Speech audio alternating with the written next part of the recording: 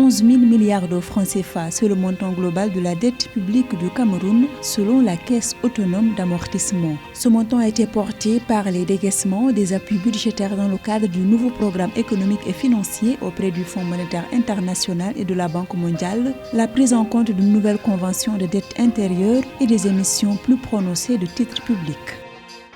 Au troisième trimestre 2021, la société Total Énergie Sénégal a enregistré 6,330 milliards de francs CFA en termes de résultats de ses activités ordinaires. Ce montant a connu une baisse de 618 millions de francs CFA par rapport à la même période de 2020.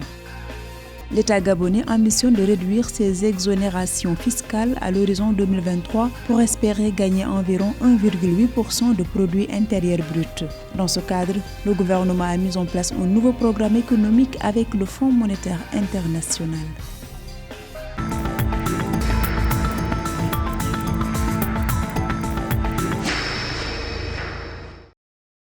La dette publique du Cameroun au 4 octobre 2021 est estimée à 11 000 milliards de francs CFA selon la Caisse autonome d'amortissement. Trois principales raisons justifient l'augmentation de la dette publique qui était de 10 286 milliards de francs CFA à la même période en 2020. Il s'agit des décaissements des appuis budgétaires dans le cadre du nouveau programme économique et financier auprès du Fonds monétaire international et de la Banque mondiale, la prise en compte de nouvelles conventions de dette intérieure et des émissions plus prononcées de titres publics. La dette globale, il faudrait même que je vous donne les chiffres. La dette globale, son stock, c'est-à-dire son encours, est aujourd'hui de 11 000 milliards. La dette extérieure aujourd'hui est de 7 300 milliards. La dette intérieure est de 2 600 milliards.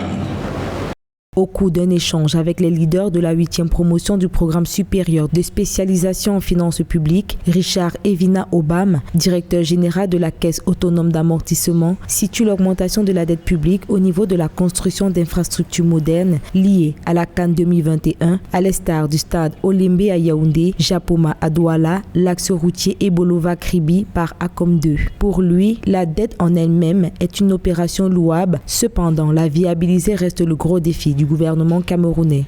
Au niveau de la dette extérieure, elle est décomposée en trois. Il y a la plus grande qui est de 3 196 milliards. C'est la dette bilatérale. C'est la dette où on retrouve la Chine, la France, l'Espagne et autres. Le deuxième compartiment de la dette extérieure, c'est la dette multilatérale. On y retrouve le FMI, la Banque mondiale et les autres. Et il y a une dette de 902 milliards qui est la dette commerciale. On y retrouve les grandes banques. À titre de rappel, la dette extérieure mise à la disposition de l'État par les bailleurs de fonds est estimée à 7 300 milliards de francs CFA. Aussi, concrétiser la vision d'émergence du Cameroun à l'horizon 2035 passera par la réalisation des grands projets structurants que sont la reconstruction des régions anglophones, la finalisation des chantiers en cours, le renforcement de l'architecture juridique du pays.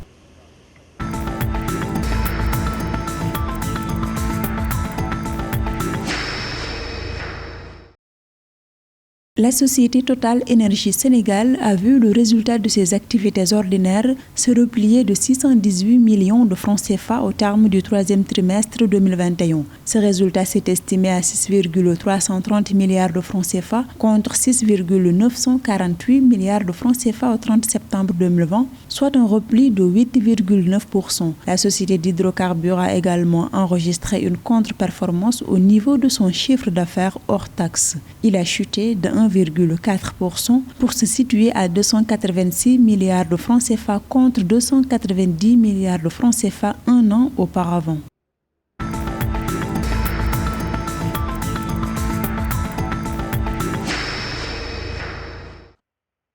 Le Gabon envisage de réduire ses exonérations fiscales à l'horizon 2023. Cette mesure pourrait rapporter au pays environ 1,8% de produit intérieur brut. Le niveau très élevé des exonérations fiscales du Gabon gangrène la mobilisation des revenus non pétroliers, la gouvernance et la transparence. Selon le Fonds monétaire international, le coût de ces exonérations s'est estimé à 436 milliards de francs CFA en 2017, soit près de 7% du produit intérieur brut non pétrolier.